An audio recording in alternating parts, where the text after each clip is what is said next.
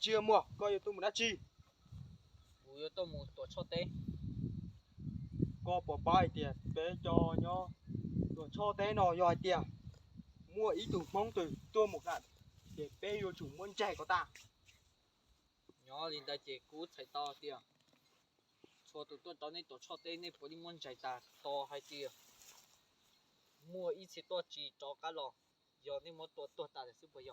rồi rồi cho tôi mù ta thách cho nó chạy lão dân lửa tôi thế à sẽ được đây giấy cho tôi tới là gì bao tiền nhó tao thách cho nó cho tôi tí này tôi một là để cái kia chỉ đi u đi Có chơi giờ cũng kế. Rồi rồi cuối mâm cái muốn tổ cho té. to cho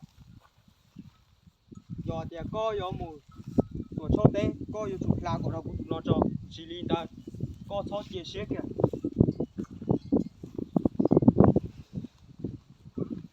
gì vậy yo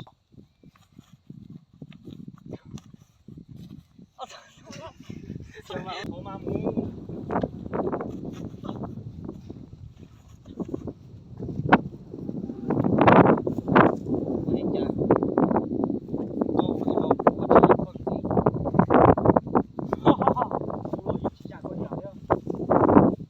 hai kia u nhớ thách thân nó chả lý từ tôi mù thâu rồi chỉ có chỉ của nó đi Giấy cho tí to. Nó tốt bay đi. yo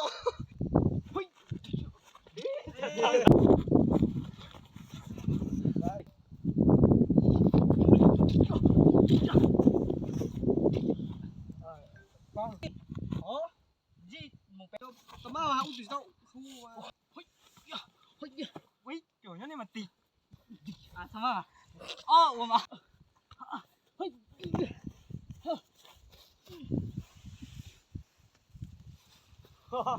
có giờ kéo một đỏ từ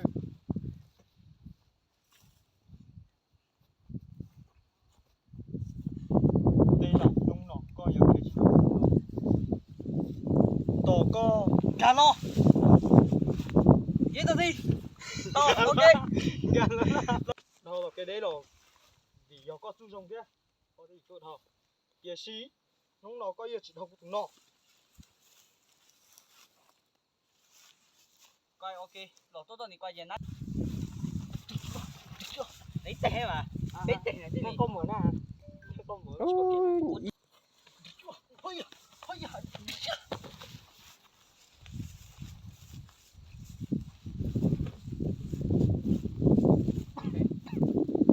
Tôi có cái tua.